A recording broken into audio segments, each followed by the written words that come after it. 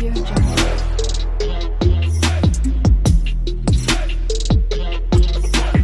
Audio Jungle. Audio Jungle.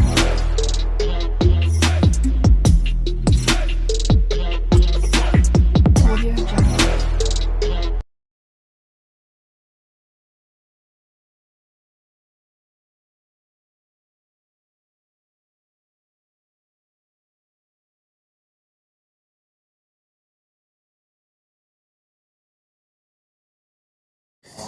Imagine hindi na lang natitira. So, kasya pala sa budget ni 50 years old, ang dalawang 594. Imagine, kasya pala sa budget niya, ang dalawang 594. Imagine kasya. Again, sinishare ko po yung program, intindihin po natin mabuti, baka mag-aalis din siya sa sitwasyon niya. So again, si 50 years old, na-realize niya, kasya pala ang dalawang 594 sa budget niya. At magugulat na lang siya, after 4 years, dalawang 662. Imagine, dalawang 662,000 ang naging kapital niya. Hulug-hulugan pa yan. Tama po? Imagine dalawa ang nagawa niya in 4 years. So, may balance pa yung kontrata. Tama? Ang tanong, paano niya to kakayanin kung nasa 54 years old na siya? Ay baka hindi ka na basta-basta payagan pa ng bako. So, dito na papasok yung leveraging of asset. Naalala nyo? Dalawa ang kinuha niya. Ibig sabihin, dahil nalaman natin na pwede pala to mabenta ng more than 662,000 yung million because ikaw lang ang magsusupply sa market. So, imagine nyo na lang na yung isang kontrata is, ano sabi ko kanina, tumaas siya ng 2.5 million plus yung hinulog mo, pwede siya ngayon mabenta ng milyon. Yung kontrata yan ma-assume. So, for example, napa-assume siya for 3 million pesos. Okay? Anong gagawin mo ngayon dun sa pera na pang-assume? Pera? Pang bawas sa balanse ng isang kontrata. Ngayon, kung ang natira na lang pala ay 500,000 pesos. Imagine, kung ang natira na lang pala ay 500,000 pesos. Sa tingin niyo po, yung 500,000 pesos, kaya ba yung mabayaran in 4, 5, 6 years na lang? Kaya. Dito lang. Nakuha po natin yung lahat. Kahit na sabihin pa natin, imagine nakita niyo po yung value ng leveraging, kung ba't namin tinuturo ang leveraging asset, para kayanin natin ngayon 2024, ang mga balanse, sobrang mahal na kasi. Pag wala kang gagawin sistema, hindi mo kakayanin. Mahirap, sayang yung salary mo. Doon lang napunta sa interest ng bangko. Napansin ko ng lahat, hindi nag-bank finance. Nakakita ko ng lahat. So ngayon, ang bank financing pala is always your last option. So imagine mo na lang na hindi 500,000 ang natira. 1.5 million ang natira. Again, hindi 500,000. Realistic tayo. Again, 1.5 million na natira at nawalan ka pa ng trabaho. Gawa na yung building, kailangan mo nang bayaran yung 1.5. Kinukulit ka ng developer. Sino sa tingin mo ang magpapatuloy na magbayad? Kaya wala ka ng trabaho. Eh di yung renta, kasi gawa na yung building Nag-leveraging ka, nabawasan yung balanse, naging 1.5 million na lang ang natira. Imagine, ang magpapatuloy na ngayon yan is yung nagre-renta na. So, nakasurvive ka.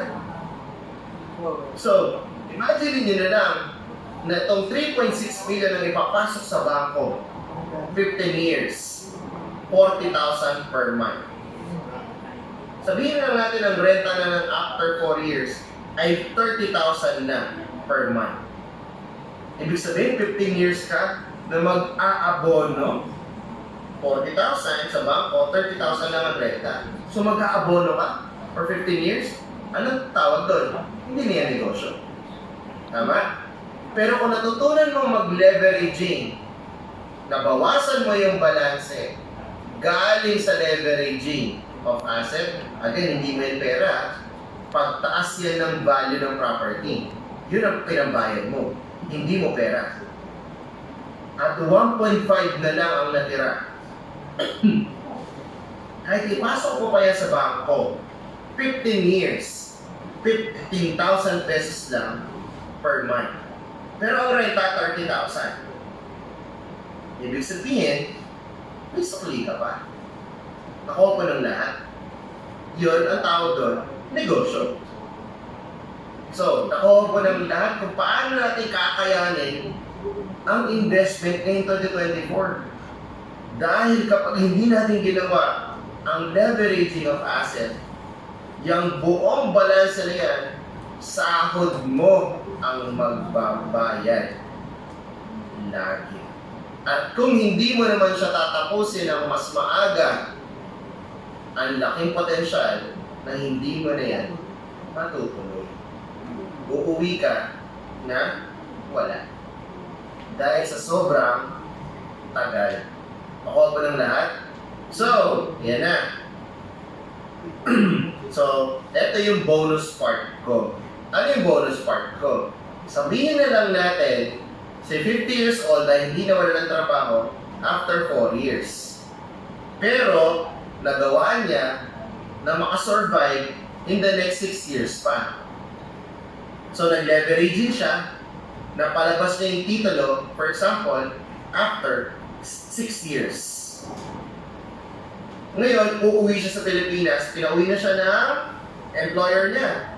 Hindi binigay ang ESB, walang sahod na wala ng trabaho, at walang savings. Kasi syempre, tinapos niya yung property. Walang savings yan. Pero, pag uwi sa Pilipinas, ang hawak at titulo na. Imagine na, umuwi na sa Pilipinas, titulo na ang hawak sa UPLB. Anong pwede mangyari? So, imagine pag uwi sa Pilipinas, walang trabaho, pero dahil may titulo ka, imagine, sabihin lang natin na taga Zamboanga ka, taga Davao, taga Leyte, layo sa Laguna. Pupunta ka ngayon kung nasa ang syudad ka, area ka, hanap ka ng bangko. Dali mo yung titulo mo. Bang, pwede ba pa-assess na itong property ko? 8.7 million na po. So, nasabihin ng bank, 8.7 million na po yan. Kasi prime property, katabi ni UPLB. Pwede ka pa lang humiram ng 80% of the value, 7 million. Pero nanghihinayang ka. Kukunin lang yun ng bangko kasi wala kang bayad. Wala kang trabaho eh. Pero ano sasabihin mo sa bank? Bank, pwede ba pa-calculate? Pahiram na lang ako kung ano ang kayang bayaran ng nagre-renta sa unit ko. So, imbis na kumuha ng 7 million, kumuha ka na lang 1 million, 1.5, 2 million. So, bakit kakayanin yung ganyang pera na pwedeng hiramin? Kasi, imagine, after 6 years, tingin nyo, 20,000-25,000 pa rin yan, ang renta. Malaki na yan, 30,000-35,000 na yan. Ibig sabihin, pwede kang humiram sa bangko ngayon ng 1 million, 1.5, 2 million, 5 years to pay. Sino nagbabayad? Wala kang trabaho, hindi yung renta. Ibig sabihin, pag uwi mo sa Pilipinas, because of a single title, may susuporta sa'yo. Imagine mo, gusto mo magnegosyo. Wala ka na trabaho eh. Kuha ka, ₱500,000 pesos. Dahil lang sa titulo. Sino magbabayad? Yung renta. Eh nilagay mo siya sa negosyo, coffee shop. Ibig sabihin, dalawa ang magbabayad ngayon. Si renta at yung business. Baka after 2 years, 3 years, nabayaran mo na yung ₱500,000. Ibig sabihin, meron ka na namang pera. Kasi lumabas na yung titulo eh. E di hirap ka ulit, may mababayad na naman. So, ibig sabihin, ang power ng titulo pag napalabas mo ay, imagine, after 5 years, hirap ka na naman. So, imagine, 61 years old, lumabas yung titulo dahil sa humirap ka ng 1.5 million or 2 million.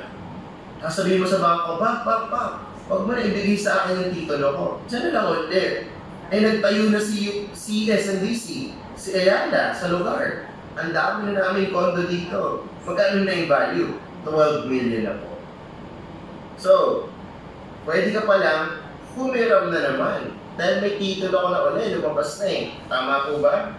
So, ibig sabihin, at 61 years old, makakahiram ka pa ba sa bangko using your title?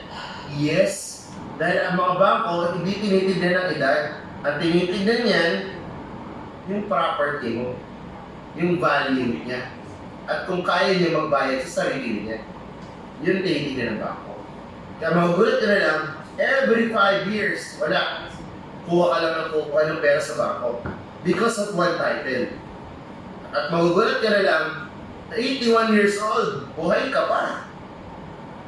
Ang tanong, nakailang beses ka, 5 years, humiram sa bangko.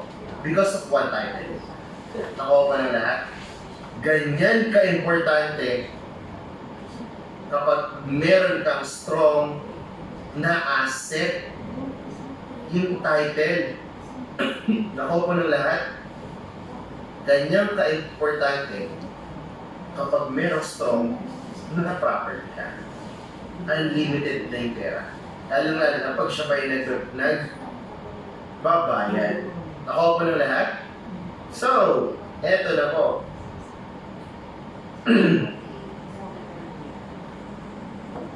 Dahil what we are talking right now is actually building 1 and building 2